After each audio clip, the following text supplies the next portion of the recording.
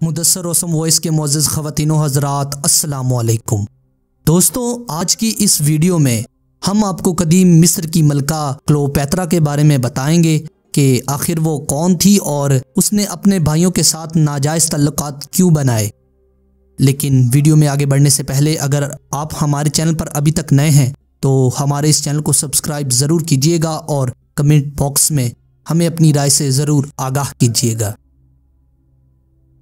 क्लोपैत्रा मिस्र की वो अफाक फ़िरौन मलका थी जिसके होशो रबा हुस्न और क़यामत ख़ेज़ जवानी ने सल्तनत रोम के नामूर जर्नैलों को खाको खून में रंग कर अजीम अल शान सल्तनतों को हमेशा के लिए सफ़ाए हस्ती से मिटा दिया। कुदरत ने इस दिलकश हुस्न और जादुई शख्सियत से नवाजा था, लेकिन अफसोस कि वो इस हुस्न की कीमत वसूल करते हुए खुद नीलामी की सूली पर चढ़कर एक नाकाबिल फरामोश दास्तान इश्क व बेवफाई बनकर तारीख में हमेशा के लिए अमर हो गई।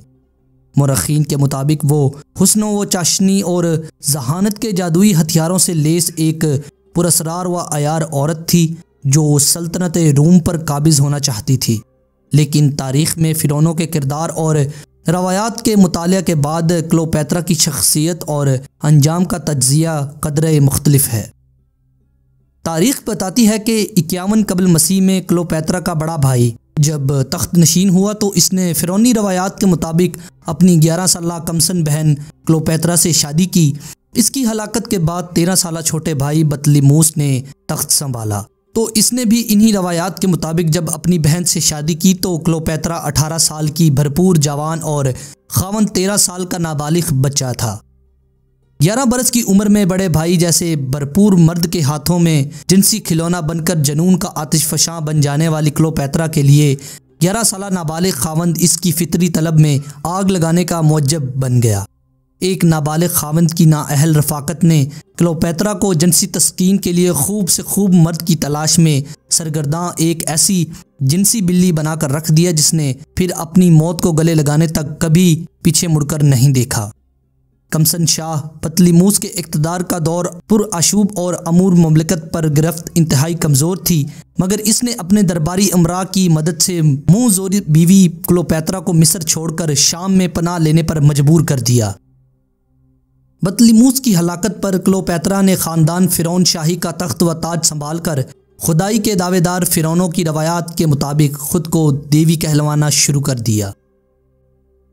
क्लोपैत्रा के मौरका इश्क का पहला शिकार रूम का वो शहर अफाक हुक्मरान जुलियस सीज़र था जो खावंद और इसकी सालसी के लिए मिस्र आया, मगर इसके सहर अंगेज़ हुस्न और जुल्फ़ों का असीर होकर 2 बरस तक मिस्र में मकीम रहा और बिना शादी रचाए ही क्लोपैत्रा के नाजायज़ बच्चे का बाप बन गया। अपने सबसे बड़े हरीफ जनरल पाम्पे को शिकस्त देने के बाद जुलियस सीज़र ने तख्त रूम संभाला तो क्लोपैत्रा इसकी कुर्बत और दीगर पुरअसरार अज़ाइम के लिए रूम में ही मकीम हो गई और यूं अमली तौर पर मिस्र सल्तनत रूम का एक सूबा बनकर रह गया।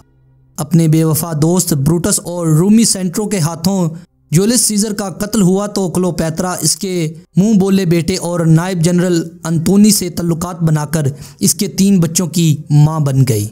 मार्क अंतोनी शाह ऑगस्टस का बहनोई भी था, लिहाजा क्लोपैत्रा और अंतोनी का यही तल्लुक दोनों के दरमियान में जंगो जद्दल के सिलसिले का एक सबब बना। जिनसी हवस के लिए मिस्र से रूम तक भटकती हुई क्लोपैत्रा की ये तीसरी और आखिरी शादी थी।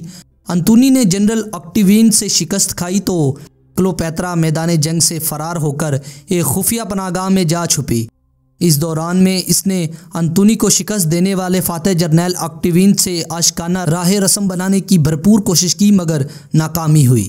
इस नई आरज़ुए हवस में बेमुरादी के बाद इसने अंतोनी के साथ बेवफाई का जो खेल खेला, इसका नतीजा सिर्फ अंतोनी की नहीं बल्कि खुद इसकी भी इबरतनाक मौत ठहरा। तारीख़ के मुताबिक इसने अपनी एक खादमा के ज़रिए अंतोनी तक ये अफवाह पहुँचाई कि क्लोपैत्रा ने इसकी शिकस्त से दिल बर्दाश्ता होकर खुदकुशी कर ली है। इश्क में मुब्तला अंतोनी ने इस अफवाह को हकीकत समझा और तलवार से अपना सीना चाक करके खुदकुशी कर ली। और फिर अंतोनी की खुदकुशी की खबर सुनने पर पछतावे की आग में जलती हुई क्लोपैत्रा खुद जहरीले मिस्री कोबरा सांप से डसवा कर तारीख़ में बेवफाई की अलामत बनकर हमेशा के लिए ज़िंदा हो गई।